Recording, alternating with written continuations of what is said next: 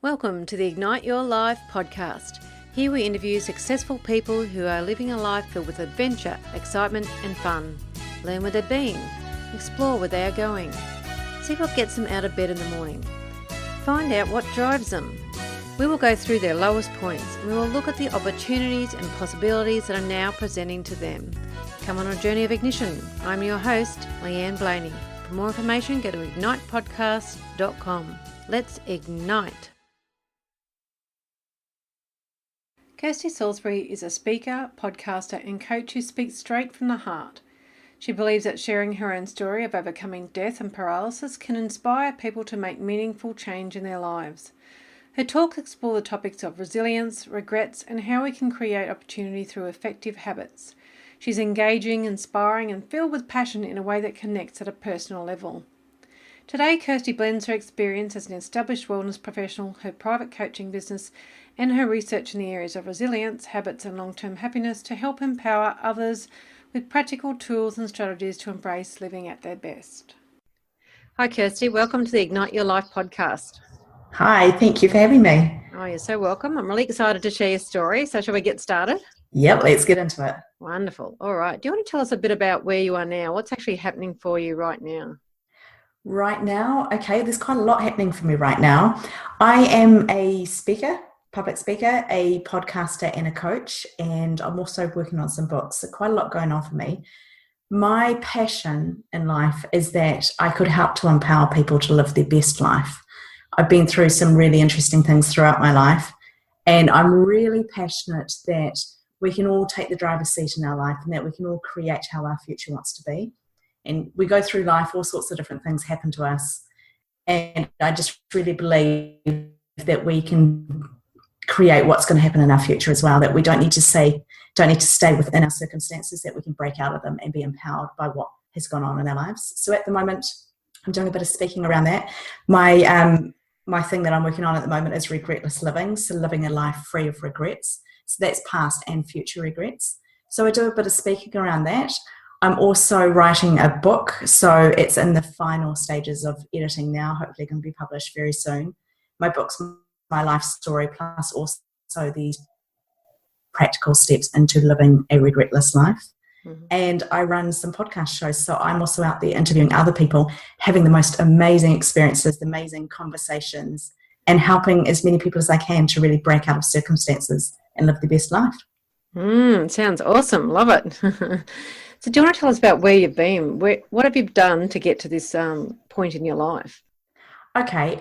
Well, I've had quite a few things go on in my life. I think my major thing that really turned my life around for me was when I was quite young. I was 12 years old and I actually had a malformation on my brain.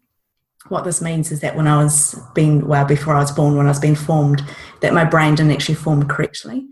And what can happen with that is that if things go wrong, the blood pressure can build up. It can potentially cause some other issues.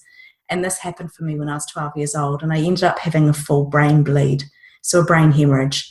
And that was a very, very full-on time for me. I'd just turned 12 and then found myself in a position where suddenly I had no hair on one side of my head. I had a big surgical scar and I was completely paralyzed down one side of my body. And I lay there in a hospital bed thinking this is not what I had planned for my life. And I felt very sorry for myself. I felt very angry. And it took me quite a bit of time because I had some days there where I was literally doing not very much. And I was quite tired by not doing very much. But I was able to lie on that bed and think, what can I do with this? How can I turn this around? And how can I actually go against all of the things that people are saying for my life and live my best life despite what's happening? So that's kind of where it all started for me. That was where my journey of really pushing boundaries, not giving in to what seemed like the obvious solution or the face value solution, and where I started to learn all of these skills of how I can actually push beyond things and create something great for my own future. Yeah, thank you for sharing that. Did you have different tipping points of change along the way, so to point you in different directions? Because I know certain things happen to us and then we go off in a certain direction, then something else happens and we go in a different direction.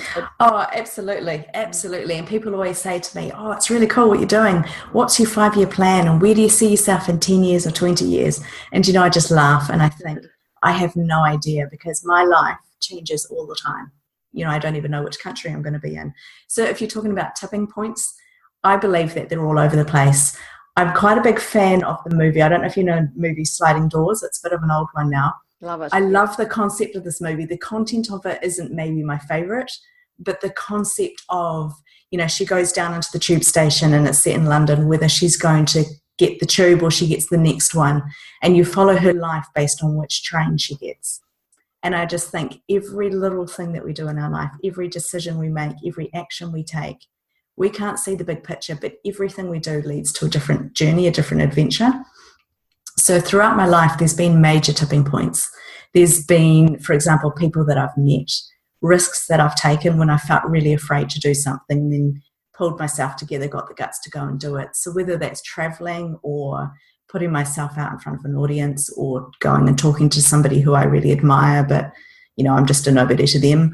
There's all sorts of different scenarios, but I believe our tipping points are all around us. So it's the people that we spend our time with. It's the circumstances that we put ourselves into, the environments, the way we look at things. Even you might sit down and watch a YouTube video or watch somebody who's really inspiring and think, oh, I could do that, or get some little nugget out of it.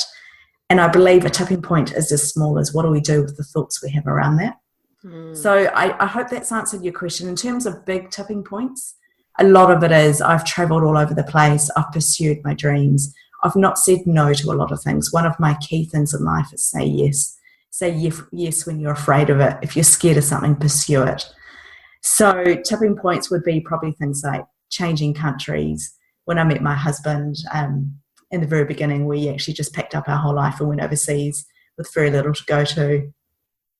There are examples like quitting a job on a whim, taking a job on a whim, spending time with certain people. So they're all around us. There's been major things, but I think actually it's the little things which make the difference. Yeah, I so agree. And I love how you say yes to lots of new things, because one of my main sayings is say yes to new adventures. And I've got a big sign of that next to my computer. I just love to read that because it's really, it just excites the day. Say yes to new adventures. Totally. And I think the ones that scare us, they've got the most value in them. They've got the biggest outcomes. So I think whenever I come across something that I'm afraid of, and that's usually something new, because when we do something for the first time, we generally don't know what it's going to feel like. So that does create fear or uncertainty. And I think when those feelings are big, let's do them. Let's jump 2 feet in. Let's go for it. Yeah. I think if you're feeling that bit of fear, it means you're just going outside your comfort zone, and that's where the fun is, isn't it? Like, totally. That's what I believe. Totally. That's when we can expand our boundaries, and that's when our life becomes a lot bigger. It's when we can get more adventures, more challenges, more rewards, more joy. I think everything comes from expanding our comfort zone, constantly stepping out, and it's a real fun process as well. You meet amazing people, you have crazy experiences, done some really silly stuff, and you just got to turn around and have fun with it. Yeah, that's for sure. So along the way, have you had like challenges that have made you feel like throwing in the towel? Oh, absolutely. And I think if we don't have those feelings, then we're really not pushing ourselves. There's been all sorts of challenges. I talked briefly about this illness that I had when I was 12 years old. This ended up going on for quite some years, because after that what happened was when they were operating on me, they lost me a couple of times on the table, so they had to withdraw from the surgery. And so there was time there where I was just focused on getting better. I was focused on learning how to walk and to talk and all these different things again. I could talk, but with a whole lot of dribble, and my left side didn't really work, my mouth didn't work. So there was a lot of therapy that went on. And then they said to us, well, actually, it's not finished yet, because you've still got the initial problem. We still have to go in and fix that problem. And it was like a bomb just went off under me. It's like, oh my goodness, here we go again. So that was a real key point of, do I keep pushing? I'm starting again here. Do I keep pushing? Do I throw in the towel? What do I do here? In terms of moving away from that, obviously it turned out a great story, because I went and had some amazing surgery, which did work. I'm here today. I'm really active. I'm fit. I'm healthy, and I'm living a great life. But I think along the way also, there's been key times when I'm pushing these boundaries and I just think, is this worth it? This is too hard. Perhaps a relationship will break down, or you'll spend months and months. My book is a very good example. So I've been writing my book for 2 years, And in the beginning, I thought it was going to be really easy because it was my story, right? And I know my story. So I thought I'll just sit down and write this. But as I started to write it, it was a real journey that I went on because my story had been a bit of a secret for a long time. And coming out with my emotions and processing all of this, there were definitely times where I thought, oh, this isn't worth it. I should just keep this all to myself because that's a lot easier and I don't have to deal with these things. It's now just over 2 years and I've moved past that part of it, but it's the editing, it's the pulling it all together. It's still a challenge to keep going all the time. I think, there's often times where I want to throw in the towel. And like I said at the beginning, I think if we don't have those scenarios, if it doesn't get hard, then we're not pushing hard enough and we're not getting the most out of this life. So absolutely, all the time. It's a daily thing, actually. Every day I feel like giving up on something. But the more we progress, the more we push, the better value we see in our lives and how we can impact this world for the better. Yeah, I agree. Yeah, something I've just recently been talking to people about, doing that, having the challenges gives you more resilience. It helps you grow and be able to be more resilient because you are pushing yourself, to have these challenges and you're getting through them. So you're realizing you can get through them. And then when you get the next challenge, you know that you can get through them. So you've got that resilience. Absolutely. And sometimes after the challenge, it really hurts. If you think of going for a run, that's definitely not one of my favorite things to do. And so if I go for a run, I'm like, this is horrible. I just want to stop. I want to quit. And then the next day when you get up and you've got really sore legs and you don't want to walk up the stairs and you don't want to go to the toilet, all of these great things because you've got this pain in your legs. But then after a few days, you think, oh, I could do that again. And you do it again and you realize you can go a little bit further and it's not as painful and it's not as hard. It's just about pushing the resistance, pushing the boundaries. And we do make progress, but it is a painful process. Yeah. So what keeps you putting one foot in front of the other? Do you have a big vision or do you just take it day by day? Oh, do you know, I jump between the two because like I said earlier, I've got huge vision, but don't ask me what my 5-year plan is. Don't ask me what I'm doing in a year. What I know that I want to do is I want to be faithful to living my best life and doing the things that I believe I'm meant to be doing. So I live quite a bit by my intuition. I live quite a bit by what feels good. And that sounds a little bit crazy, but it's completely worked for me. When I've sat down, gone, right, this is what I'm going to do, and I'm going to knock this out, this, and this. And then I just burn out and I get frustrated when things don't go how to plan. And I feel if I can just live my best life and if I can just do all the things that I need to do to know that I feel satisfied with my effort and that I've tried my hardest, then that's where the results come. That's where I get into what I call my flow, where things just happen. It all comes together. Progress happens. I grow. People are impacted. I just want to live a life which is serving this world and that I could leave this world in a better place than what it was when I came into it. What about an ignition point? Have you had a time when things had just really started taking off for you? Yeah, I think there's been a few times as well. I think the main one was when I actually stepped so far out of my comfort zone. So I held my story in for quite some time. I didn't really talk about it. I saw a lot of shame around who I was, about my limitations, about things in my life. I was really embarrassed and I felt like it wasn't good enough. I then started to work with a coach and I said, I just need to get out of this space. Can you please just help me? Because I'd been trying for quite a few years on my own. He helped me really radically by getting me to type up something, just a very quick 2 or 3 sentences about what I wanted. And then he pushed that to my Facebook page and posted that to my page and then posted it to my business page and all these things. And I was moved so far out of my comfort zone. I was just absolutely overwhelmed by what had happened, but I knew it's what I wanted. I knew it's what I needed to happen in my life. And so I think when this happened and I faced my deepest fear and I faced what I really thought was the thing holding me back in life, then from that point on, I just had amazing support, amazing flow. That's where people really started to open up and say, hey, can you come and talk to us? Can you share your story here? And people wanted to know more about it.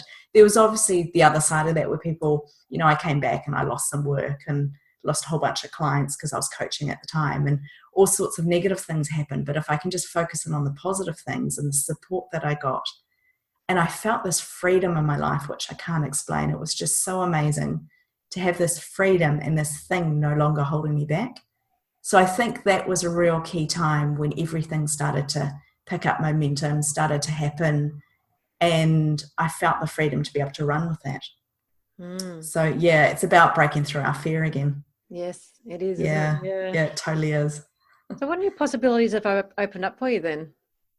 All sorts of stuff. So I recently won a scholarship, which is absolutely amazing. This is for part of the National Speakers Association here in New Zealand.